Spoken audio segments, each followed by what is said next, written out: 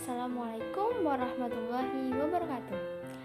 Perkenalkan, nama saya Dila Nur Faiza Kamala, NIM 206-190017 dari Program Studi Manajemen Pendidikan Islam kelas A semester 5 di Institut Agama Islam Negeri Ponorogo.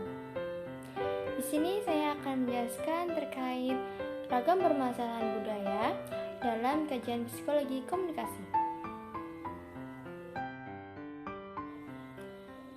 Ragam permasalahan budaya dalam psikologi komunikasi itu terdapat 3 gangguan dan juga 4 rintangan. Adapun gangguan yang pertama yaitu gangguan teknis.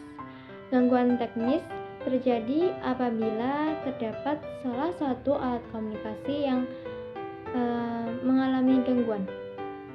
Misalnya, ketika saya berkomunikasi dengan keluarga saya yang berada di Kalimantan, saudara saya yang berada di Kalimantan, itu biasanya saya akan menggunakan WhatsApp, yaitu berupa video call gitu. Nah, tiba-tiba karena jaringan atau sinyal yang jelek, tiba-tiba telepon itu terputus sendiri, atau suaranya terdengar tidak jelas ataupun malah putus-putus, seperti itu. Gangguan yang kedua yaitu gangguan semantik. Gangguan semantik terjadi apabila terdapat kesalahan pada bahasa yang digunakan. Contohnya, misalkan saya memiliki saudara yang berada di Kalimantan. Nah, saya menggunakan bahasa Jawa, sementara mereka menggunakan bahasa Banjar. Otomatis kita nggak akan bisa paham dengan bahasa masing-masing. Untuk itu solusinya kita bisa menggunakan komunikasi menggunakan bahasa Indonesia. Gangguan yang terakhir yaitu gangguan psikologis. Gangguan ini terjadi apabila terdapat gangguan yang berasal dari dalam diri individu itu sendiri. Misalnya, saya memiliki teman bernama Bella. Saya berkomunikasi dengan Bella itu secara ketus atau intinya sewot lah, kayak cuek gitu. Nah, ini terjadi kenapa? Karena misalkan Bella ini pernah menyakiti hati saya dengan kata-katanya yang menurut saya itu tidak etis atau terdengar kasar gitu. Nah, itu salah satu faktornya.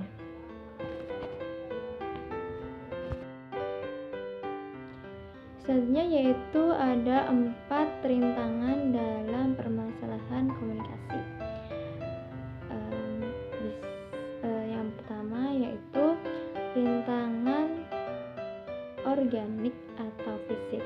Nah, rintangan ini terjadi apabila terdapat rintangan karena kondisi geografis.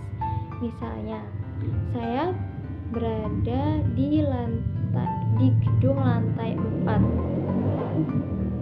Nah, sementara teman saya itu berada di beda gedung dan itu lantai 1. Karena perbedaan tingginya itu, jaraknya itu, nah, maka kita berkomunikasi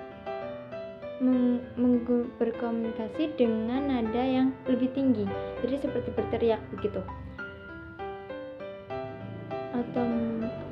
Otomatis itu kan terkadang suara kita terdengar jelas, kadang kan nggak jelas. Nah, itu salah satu permasalahannya, rintangannya. Jadi kadang bisa miskomunikasi gitu.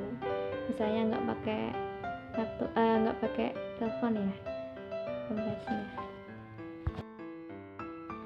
Rintangan yang kedua yaitu rintangan status. Nah, rintangan ini terjadi apabila terdapat jarak sosial di antara peserta komunikasi. Contohnya, misalkan saya sebagai adik kelas ingin berkomunikasi dengan kakak tingkat semester saya. Misalkan saya semester 5 sekarang dan saya ingin berkomunikasi dengan kakak tingkat semester 7. Pastinya ada rasa sungkan dalam diri saya ketika berkomunikasi dengan beliau. Nah, di sini salah satu rintangannya. Mungkin bisa tiba-tiba kata-kata yang saya siapkan itu terbata-bata atau bagaimana. Tuh, bisa. Rintangan ketiga yaitu rintangan kerangka berpikir. Rintangan ini terjadi karena perbedaan persepsi antar peserta komunikasi. Bisa disebabkan karena perbedaan latar belakang pengalaman maupun latar belakang pendidikan. Contohnya, ketika di sebuah organisasi Karang Taruna itu kan biasanya terdiri dari anak SMA, anak kuliah maupun anak yang udah kerja. Di sini pasti terdapat perbedaan pendapat yang sangat mencolok ya, dimana nanti biasanya anak kuliah itu akan mengunggulkan argumentasinya dengan kadang menggunakan bahasa-bahasa ilmiah terkadang tuh seperti itu. Adapun rintangan yang terakhir yaitu rintangan budaya. Rintangan ini terjadi karena adanya perbedaan norma, kebiasaan maupun nilai-nilai yang dianut oleh pihak-pihak yang terlibat dalam komunikasi. Contohnya, ketika kita berkomunikasi dengan seseorang, misalnya melakukan wawancara karena sebuah riset gitu ya. Kita sama-sama orang Jawa, tapi nggak semua orang Jawa kan bisa pakai bahasa krama. Nah, sementara orang yang kita wawancarai itu menjelaskannya dengan menggunakan bahasa Jawa yang krama, otomatis kan kita pasti sedikit ngerasa gimana ya, agak paham agak enggak gitu ya sama penjelasan dari si narasumber tersebut gitu.